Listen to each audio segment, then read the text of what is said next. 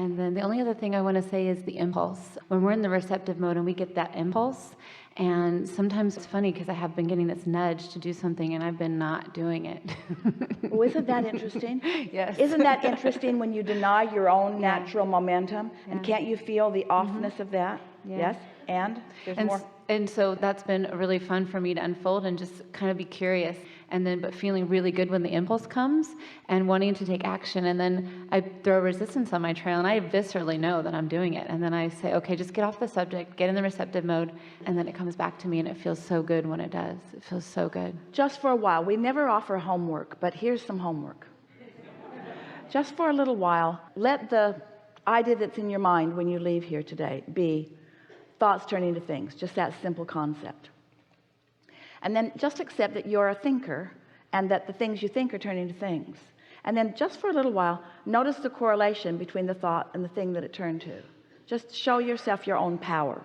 Not judging you, because your inner being doesn't. Don't judge yourself. Don't scowl at yourself or be upset as something unwanted occurs. Just acknowledge it. When you do that, that happens. There are natural consequences to vibration. And the consequences are not punishment. They are natural consequences to vibration. So as you acknowledge the consequence, the result, and you acknowledge that it was a result that was pleasing, then take a moment to recall the vibration that allowed it to become. Not the vibration that created it. This is an important distinction. Not the vibration that created it, because the creation is a given. It's natural. When you ask, it was put into your vortex and it was a done deal even then.